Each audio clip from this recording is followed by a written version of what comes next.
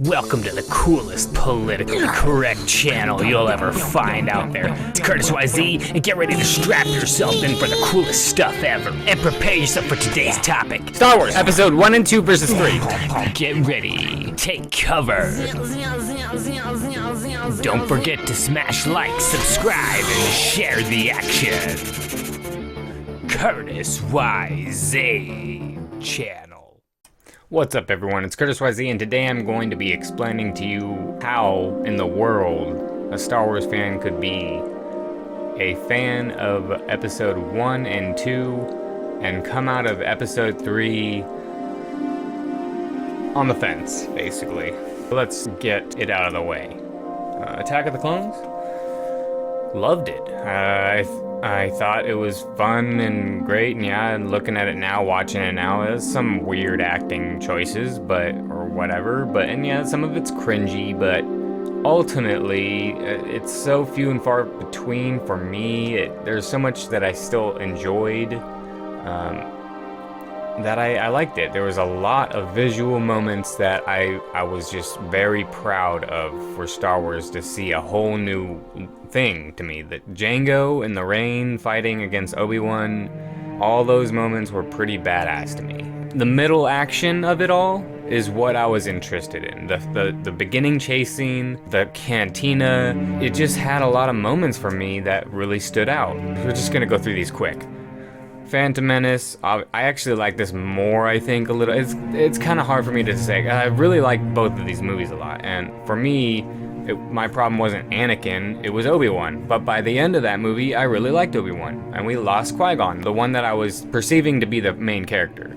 And then Obi-Wan, so I was excited once we got to Episode 2 to see more of Obi-Wan, and I was satisfied with that. I liked that, that's what I was looking at. And then obviously Anakin is a part of that, but we're kind of seeing him grow up. By the time we get to Revenge of the Sith, it becomes more about Anakin's story. I also wanted to point out the posters. Notice how it's like a drawing almost. It's obviously a picture, and they turned into a drawing sort of style. Fantastic. It looks like a soap opera, but I love it how it's epic and its scale.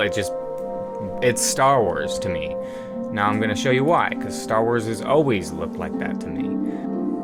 A New Hope, Empire, and Jedi. Now we also got some oddities, like this and this. But I wasn't quite aware that these were movie posters, nor did I really care. Just keep that in mind, because when I went to the movie theaters as a kid, seeing Revenge of the Sith, super excited, this was the picture I saw at the theaters. I didn't see this one, I saw that one. So what does that one look like in comparison to this one? Okay, well, I'm gonna point it out right here. Anakin's wearing all black clothes and he's got a red lightsaber, and it looks dark as hell. Okay, that looks like a darker movie than Rogue One. And we ended up getting something that looks more like this one. I love this poster. I don't know what it is about this other poster, but it got in my head right as I was going into the theater. It was the first time I saw it, right when I was gonna see that movie. Just got it in my head when I went into the theater and I saw that poster. It was gonna be much darker than it was. And only moment where I felt that was at the lava scene when Anakin is just standing there moping. That felt dark to me. It felt like the character was actually emotionally traumatized, and that was what I was looking to see, was like the Joker, a traumatized character that was a bad character but wreaking havoc essentially.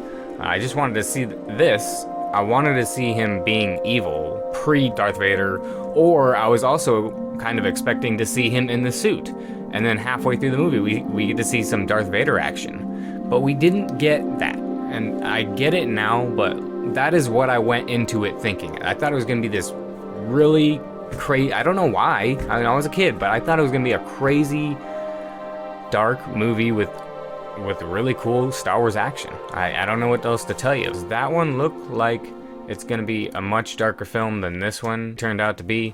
Something about that really subverted the way I was expecting to see this movie. That is not the typical thing you're gonna hear from Star Wars fans.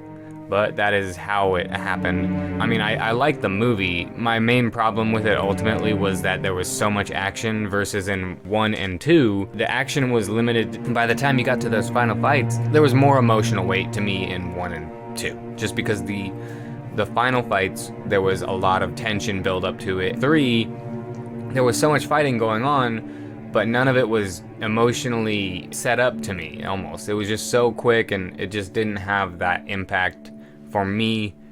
It's got more and more as the years have gone on, and as I've watched it. I'm sure it's surprising to most of you, but I think I've watched 1 and 2 more, because there's just so many more scenes to me that stood out. In Revenge of the Sith, there might be a lot of standout moments, but they're so quick, and they change to the next one, and it doesn't stand out for me because of that. There is so much action, and don't get me wrong, I like action, but it just didn't have that emotional weight behind it for me. I don't know why. It's hard for me to really just pinpoint it. They've all given me this perspective of something much larger than life.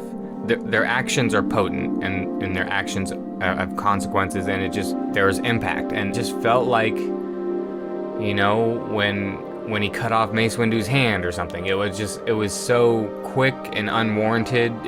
I don't know. Not like that's a bad scene. That was a good scene, but it's just really hard to pinpoint, because it is a good movie.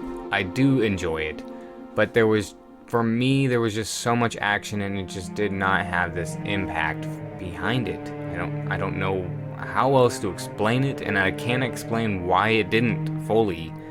That's why I'm making this video. I'm trying to dissect it my best. All I can remember is just seeing that poster and thinking, oh wow, this is gonna be really dark. And I was expecting to see him fighting Jedi. I don't know. I don't remember the trailer or anything. I just remember that poster. And it is a really cool poster, but it doesn't depict what I saw in that movie at all. In fact, that is what I wanted to see, and I did not get to see that. That is the image of what could have been to me. And I understand 1 and 2 have severe problems that this one does not have. So it's interesting that I still like those ones more, though. I don't know. I don't know what it is about it.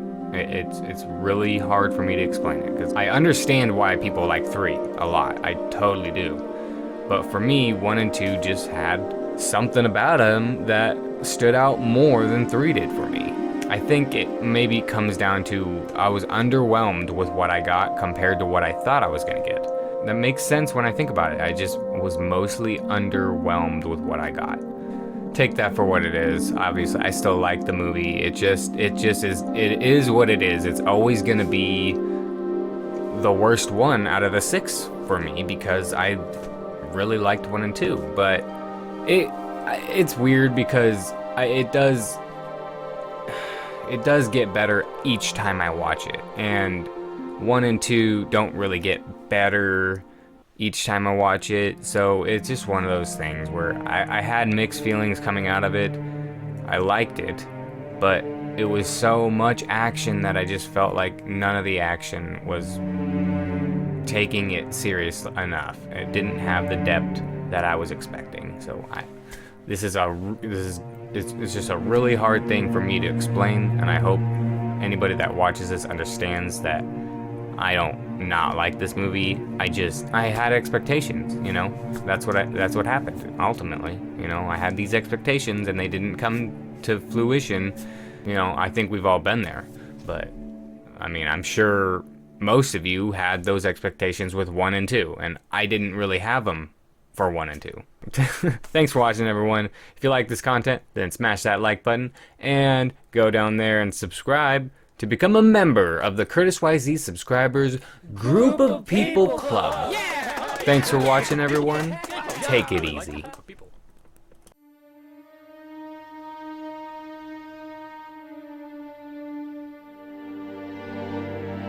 The Curtis YZ Subscribers Group of People Club.